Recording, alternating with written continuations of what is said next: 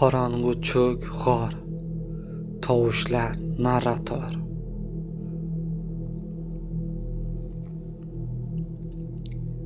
Salom do'stlarim, bugun siz Parijning eng qorong'u siriga tushasiz. Millionlab suyaklar yasharingan katakombalar, alkimiyaviy, falsafiy tosh va o'z gunohlaring bilan yuzlashish. Tayyor bo'ling, chunki bu hikoya sizni qo'rqitadi.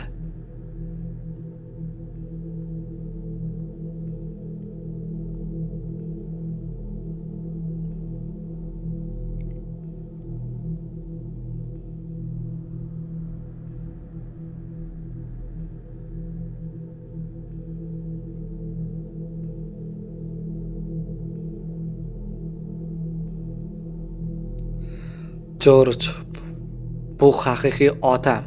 O'z jonini olgandan beri men bu toshni topishim kerak. Sen aqldan ozgansan. Bu afsona. Keling suratga olaylik, bu viral bo'ladi. Katakombalar, millionlab suyaklar, hech kim qaytmaydi.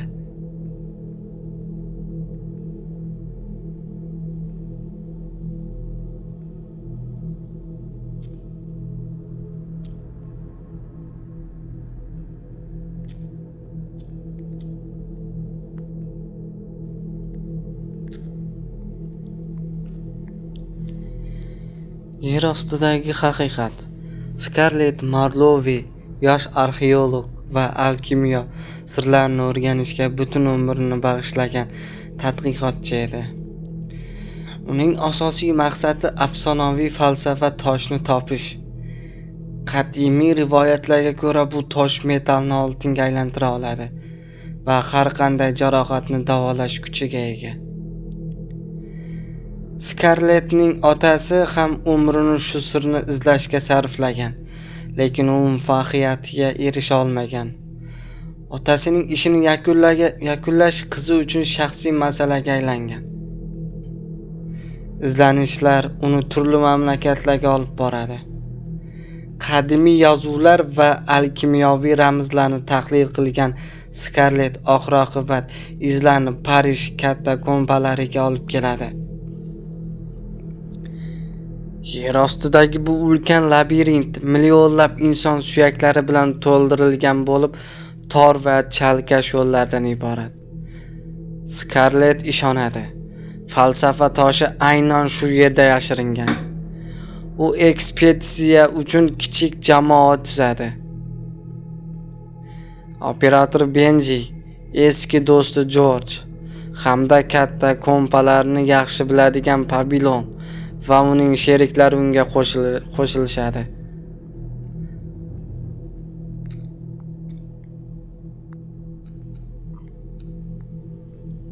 Ular yashirin kirish joyi orqali yer ostiga tushadi. Dastlab hammasi oddiy tadqiqotdek ko'rinadi. Tor tunnellar, suyaklar bilan qoplangan devorlar va sovuq, nam havo bularning barchasi katakombalarining odatiy manzarasi edi. Chuqurlashgan sari yo'llar yanada torayadi. Ayrim joylarda emaklab o'tishga to'g'ri keladi. Devorlarda qadimiy belgilar paydo bo'ladi. As, Avove, Sovbelo degan yozuvni ko'rishadi. Bu ibora alkimiyaning asosiy tamoyillaridan biri bo'lib, yuqoridagi dunyo bilan pastdagi dunyo o'rtasidagi bog'liqning anglatadi. Ular yashirin devorni topib ichkariga kirishadi.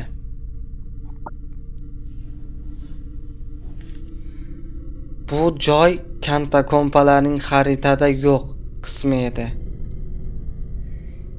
Ichkarida qadimiy xona va alkimiyaviy ramzlar bor. Nihoyat Scarlett kichik qiziqish toshni topadi. U falsafa toshi ekaniga ishonadi.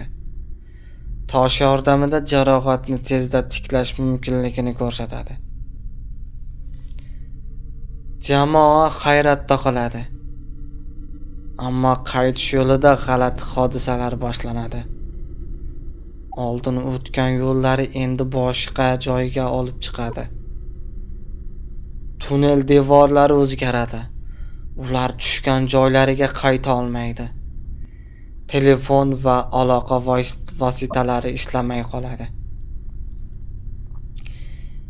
Yer osti go'yo tirikdek harakatlana boshlaydi. Har bir a'zo o'z o'tmishidagi og'riqli xotiralar bilan yuzlashadi. Jorj bolaligida akasining o'limida o'zini aybdor his qilganini tan oladi.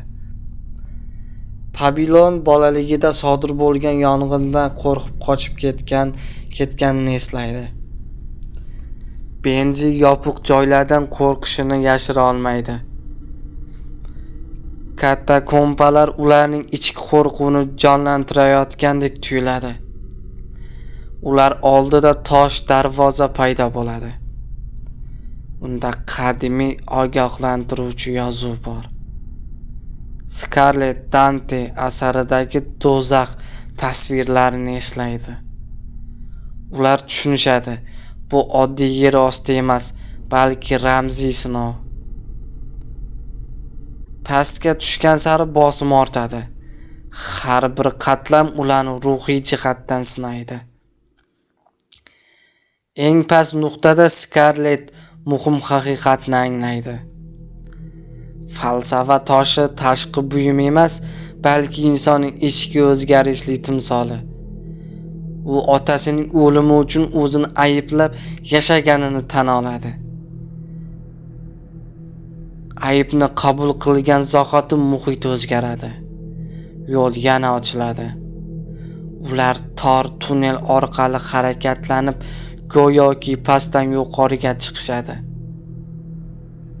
Oxir oqibat Parij ko'chalariga chiqib qolishadi.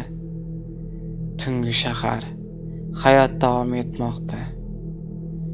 Go'yo yer ostida sodir bo'lgan voqealar boshqa dunyoda bo'lgandek. Scarlett osmon tomon qaraydi. U qo'lida afsonaviy toshni ushlab turmagan bo'lish mumkin, lekin u o'z ichidagi haqiqatni topdi. As above sov belov iborasi endi uning uchun boshqacha ma'noga ega edi.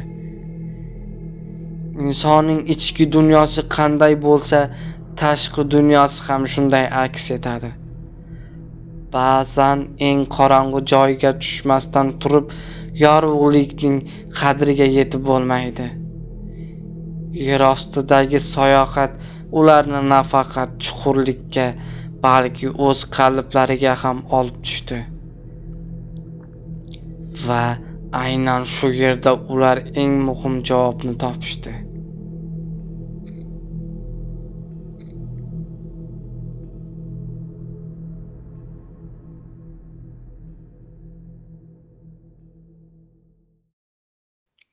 Azizlar, hikoyam yoqqan bo'lsa, hikoya haqida fikrlaringizni, reaksiyalaringizni kutib qolaman.